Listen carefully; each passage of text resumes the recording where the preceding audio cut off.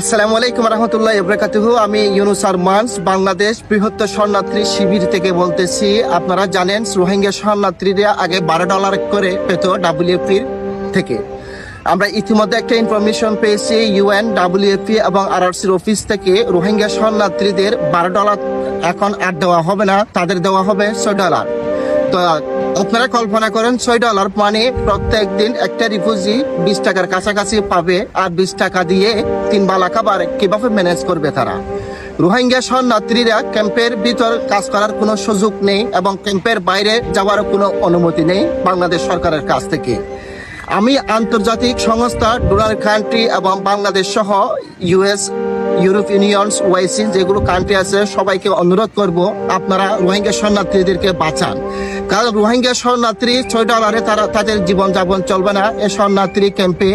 আপনারা জানেন এই রোহিঙ্গা ইতিহাসে খাবারের অভাবে মানুষ মারা যায়নি, কিন্তু এখন $6 যখন দিবে রোহিঙ্গা শরণার্থীরা খাবারের অভাবে মানুষ মারা যাবে, পুষ্টির অভাবে মানুষ মারা যাবে।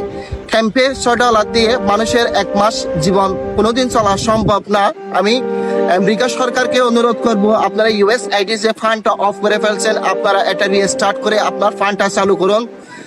আমি বর্তমান প্রেসিডেন্ট ডোনাল্ড ট্রাম্পকে অনুরোধ করব আপনি যে $1 ট্রিলিয়ন বিশ্বের মধ্যে যুদ্ধের জন্য আপনি ব্যবহার করতে পারেন, এই যুদ্ধের জন্য ব্যবহার না করে আপনি নির্যাতিত, নিপীড়িত, অসহায় মানুষের জীবন বাঁচানোর জন্য অনলি $1 বিলিয়ন আপনি দান করুন এ বাংলাদেশ রোহিঙ্গা শরণার্থী শিবিরে।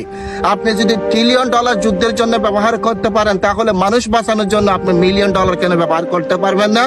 আমেরিকার প্রেসিডেন্টের কাছে আমার সে প্রশ্ন থাকবে।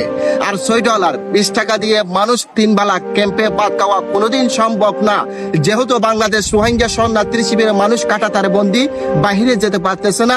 সে কারণে আপনাদের আমি অনুরোধ করব মানবতার দিক বিবেচনা করে রোহিঙ্গা শরণার্থীদের পাশে দাঁড়ান, আপনারা সহযোগিতা করুন, রোহিঙ্গাদের জীবন বাঁচান। আসসালাম।